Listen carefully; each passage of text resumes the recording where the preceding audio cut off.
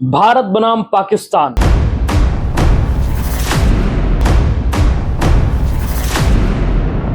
दोस्तों, आज मैं एक ऐसे टॉपिक पर बात करने जा रहा हूं जिस पे शायद ही आप में से बहुत कम लोग बात कर पाएंगे। भारत बनाम पाकिस्तान, कल का मैच तो हो गया पर अपने पीछे छोड़ गया एक पुराना इतिहास। क्या ये मैच सच में होना चाहिए था?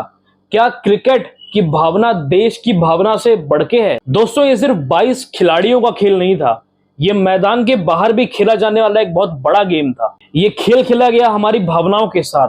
ये खेल हमेशा खेला जाता है हमारी भावनाओं के साथ। आज मैं आपको एक कड़वी सच्चाई बताने जा रहा हूं जो शायद ही कोई नहीं बताता। दोस्तों, जब आप कोई भी मैच देखते हैं तो उसका सबसे बड़ा फायदा जो होता है वो वहां की क्रिकेट एसोसिएशन बोर्ड को होता है, यानी कि उन मंचों को जो इस मैच को करवा रहे हैं। जैसे कि हमारे देश में बीसीसीआई है, पाकिस्तान में पाकिस्तान क्रिकेट बोर्ड है। इन मंचों को, इन संस्थाओं को सबसे ज्यादा फायदा होता है कोई भी मैच कराने से। दोस्तों, अगर ये फायदा पाकिस्तान क्रिकेट बोर्ड को होता है तो जो पैसा कमाया जाता है वो आतंकवाद के फंडिंग में जाता है, और जिसके बाद बॉर्डर पर हमारे देश के जो सैनिक हैं वो शहीद होते हैं। हमेशा से यही होता आ रहा है। हम जो देखते हैं उससे पैसा बनता है और वो पैसा हमारे देश के खिलाफ आता है, क्योंकि वो पैसा आतंकवाद की फंडिंग में जाता है। कई लोग कहते हैं कि गेम को आतंकवाद से दूर रखो। दोस्तों, एक बात आप मुझे बताइए, क्या एक तरफ हम अपने देश के सैनिकों को जो शहीद की हुई बॉडी है उनको लेकर आते रहे और उसके बाद उसी देश के साथ हम गेम खेलते रहे? जिसने उस आतंकवादी घटनाओं को अंजाम दिया, क्या हमारे सैनिकों के साथ ये सही किया गया?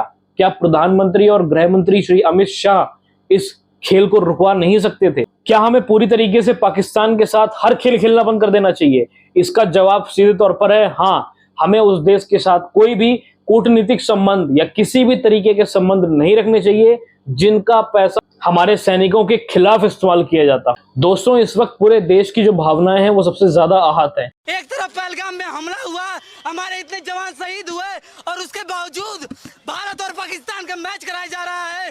और आहत सिर्फ इस वजह से हैं क्योंकि प्रधानमंत्री ने एक तरफ बयान दिया था कि खून और पानी एक साथ नहीं बहेगा, और आज उसी नदी से बहता हुआ क्रिकेट पाकिस्तान पहुंच गया। दोस्तों, क्या हिपोक्रेसी की भी कोई सीमा है? क्या हिपोक्रेसी का कोई अंत नहीं है?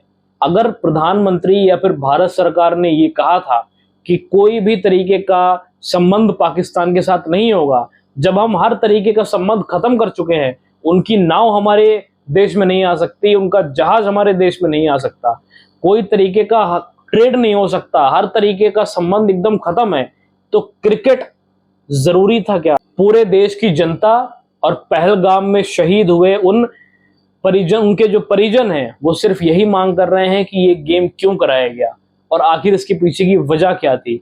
दोस्तों, जब भी कोई टूर्नामेंट का शेड्यूल आता है तो उसमें ये कहा जाता है कि आप पीछे नहीं हट सकते, पर क्या टूर्नामेंट देश की भावना से ज्यादा बड़ा था? क्या टूर्नामेंट के जो कागजात हैं वो देश की भावना से ज्यादा बड़े थे?